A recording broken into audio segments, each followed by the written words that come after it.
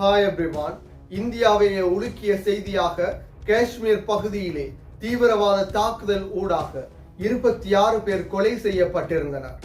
இந்த 26 பேரிலே தனது மனைவிக்கு முன்னிலையிலே கடற்படையிலே பணியாற்றும் வீரரும் கொலை செய்யப்பட்டிருந்தார். துப்பாக்கி பிரயோகங்கள் ஊடாக இந்த கொலை சம்பவங்கள் இடம்பெறும் பொழுது குதிரை ஓட்டுநராக செயற்பட்ட சையத் ஆதில் ஹுசைன் என்பவர் தன் உயிரை கொடுத்து சுற்றுலா பயணிகளை காப்பாற்றியிருந்தார். இந்த சம்பவம் நேற்று காஷ்மீர் பகுதியிலே இடம்பெற்றிருந்தது. இது தொடர்பாக பார்ப்பதற்கு முன்னர் தனியொரு யூடியூப் சேனலை சப்ஸ்கிரைப் செய்யாதவர்கள் சப்ஸ்கிரைப் செய்து உங்கள் ஆதரவை வழங்குங்கள்.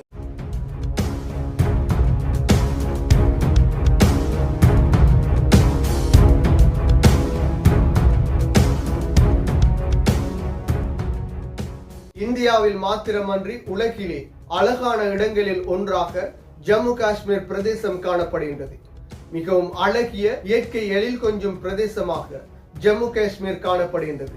இந்த ஜம்மு காஷ்மீர் பிரதேசத்தை பார்வையிடுவதற்காக உலகெங்கிலும் இருந்தும் சுற்றுலா பயணிகள் இந்த பிரதேசத்தை பார்வையிடுவதற்காக செல்வார்கள். இவ்வாறு நேற்றும் காஷ்மீர் பகுதிக்கு பலரும் சுற்றுலா பயணிகளாக சென்றிருந்தனர்.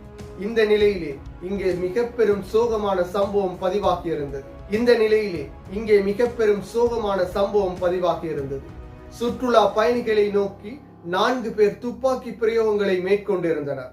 இந்த தீவிரவாத துப்பாக்கி பிரயோகம் காரணத்தினால் 26 பேர் சம்பவ இடத்திலே உயிரிழந்திருந்தனர்.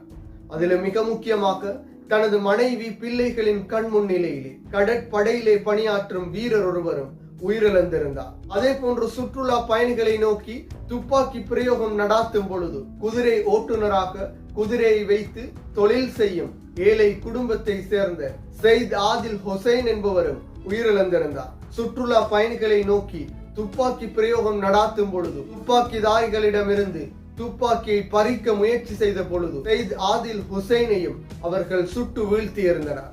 இவ்வாறு 26 பேர் கொலை செய்யப்பட்டிருந்தனர். இந்தியாவின் பிரதமர் மோடி சவுதி அரேபியாவிற்கு சென்றிருந்த நிலையில் இந்த படுகொலையின் பின்னர் உடனடியாக நாடு திரும்பியிருந்தார். இந்த சம்பவம் இது இந்தியா மாத்திரமன்றி உலகம் பூராகவும் மிக பெரும் சோகத்தை ஏற்படுத்தி இருந்தது.